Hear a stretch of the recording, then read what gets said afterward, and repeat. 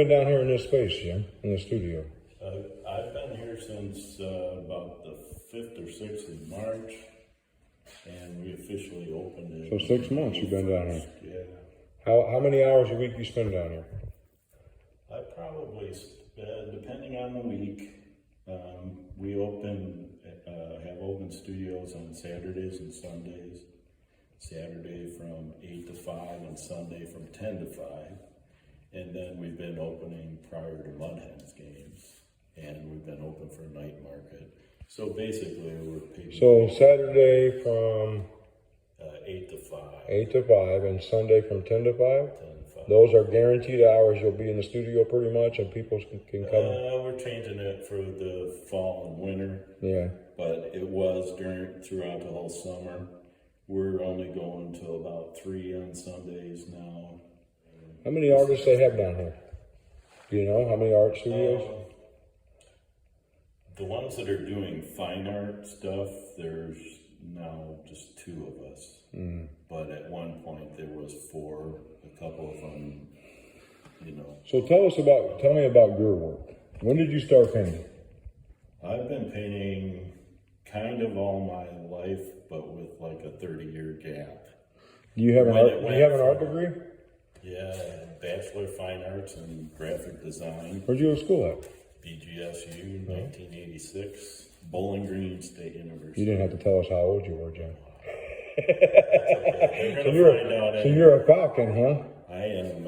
I wear everything on my sleeve, not just my heart.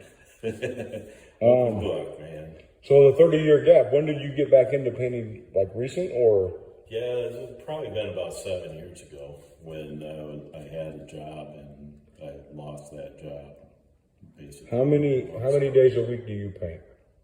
Every day. Every day of your life? Yeah. Has it been like that for pretty much 7 years? No, it's been like that for 2 years, basically. 2 years. What, tell me about a painting that's hanging up in this studio right now that you're really proud of. I'm proud of all of them. But yeah, but show me something that you put a little more time in, or that maybe really kind of touched you more than others, or. This one right here. That one? The one that I asked about that really stuck out? Yeah. What's the answer? Most of my stuff is abstract expressionism. This is realism. This is done from a friend. Tell me what you told me when I asked you how much that painting cost. It's not for sale. Pricing it at $750, but it has never been for sale. So people come down here on the weekend, Saturdays and Sundays, and you're in here painting and working in your studio. Pretty much every other painting is for sale, pretty much, or? Oh yeah, most definitely. So let me ask you this, Jim. Is that when people they decorate their houses and stuff, like they'll commonly buy prints, like at Myers or Macy's or what's that Navy Pier place or whatever? Pier, Pier 1. What would be the value of buying a piece of art from you to put on the wall as opposed to buying something from Pier 1? Well, work of almost all the ones that are in those stores are reproductions. I don't know for certain that they are, but I'd venture to guess that most of them are. They have some sort of process that even if there's texture in it, they're able to capture that and recreate it. Everything that you get from an actual artist that is painted by hand is not just someone in production reproducing what someone else tells them to do. It comes from the heart. It comes from years of experience. It comes from years of experimentation. It comes from, the love or the rage that you're feeling at the time that you're painting it. It just comes out of that. How much emotion do you think goes into your work? It's not so much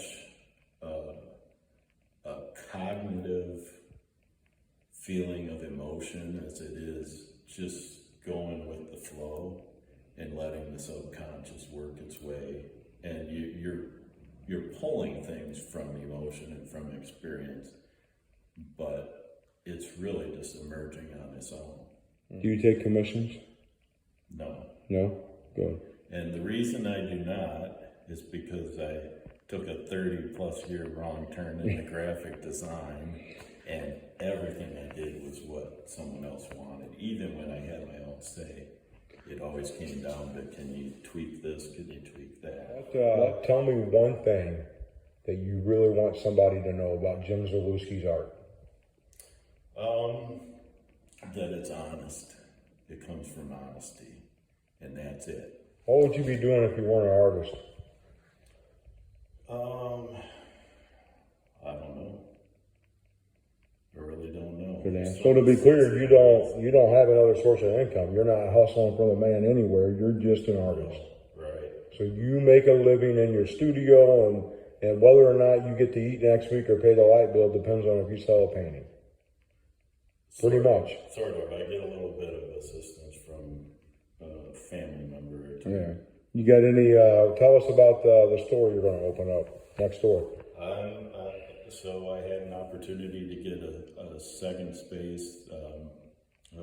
Since I have this community of artists that I work with, I want to bring them into the fold. So I had an opportunity to get a second space that's right next to my studio that is already set up as a storefront. Instead of having artwork hanging on the walls, there are rows of shelving on both sides. It was formerly, they're selling costume jewelry in the spot. So that opens it up for people that have smaller works of art or unique pieces of art that can't necessarily be displayed on a wall. So what you're saying is there's a lot of big things coming from the studio, a lot of big ideas anyway. So it's a lot of big ideas. The focus is on smaller price points, but still artist-inspired or artist-created works. Hey, thanks for joining me, Jim. Sure. Thanks for having me.